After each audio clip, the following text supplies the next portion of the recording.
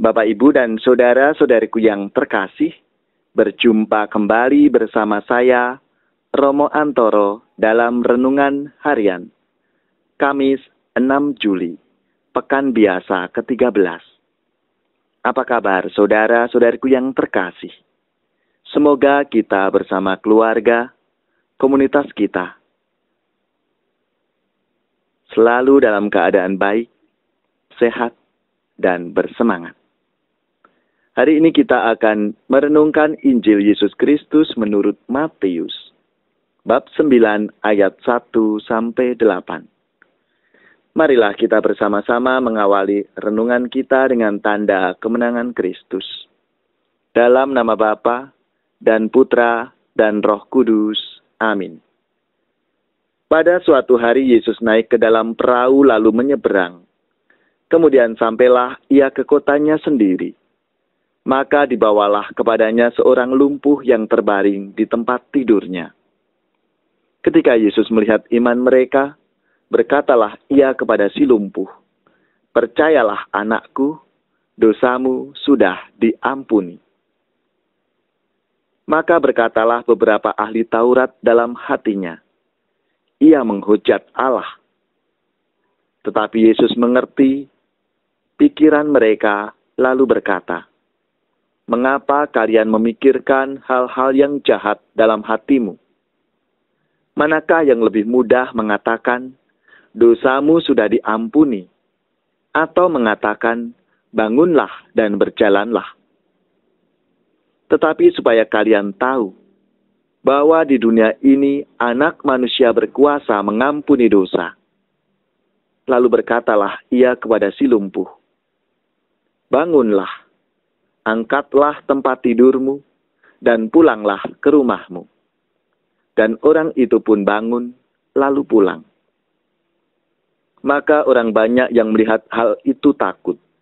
Ia memuliakan Allah, karena ia telah memberi kuasa demikian besar kepada manusia. Demikianlah Injil Tuhan. Terpujilah Kristus. Bapak, Ibu, dan saudara-saudariku yang terkasih, apa kabar semuanya? Semoga kita semua tetap bersemangat, selalu dalam keadaan baik dan sehat.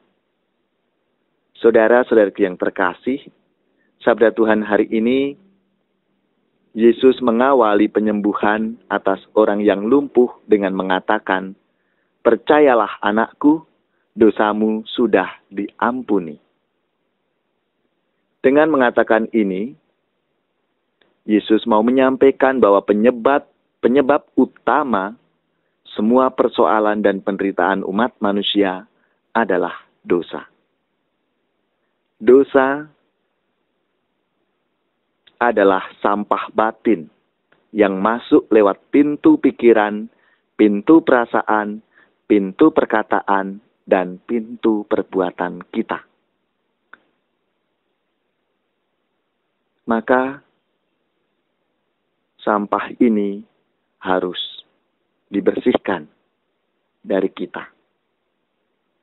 Karena kalau dosa ini membiarkan beban hidup kita, maka dengan sendirinya hidup kita ini tidak bahagia, tidak sukacita. Dan setiap langkah kita akan tersendat karena tidak didukung oleh batin yang bersih.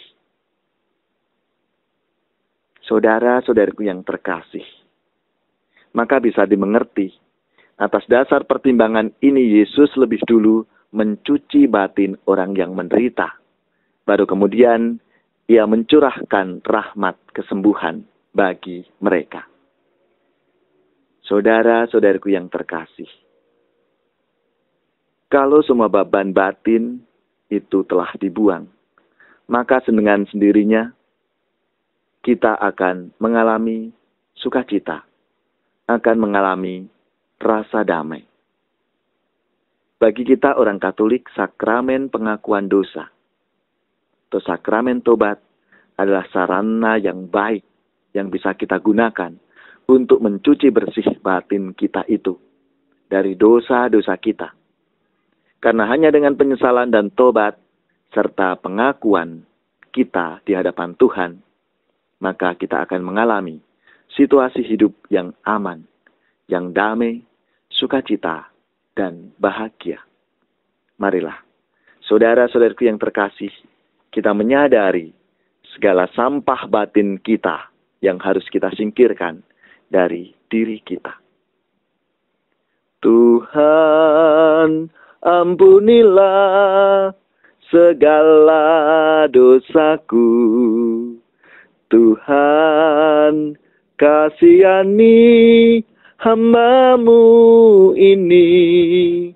Aku sungguh menyesal atas segala dosaku. Tuhan, kasihanilah kami.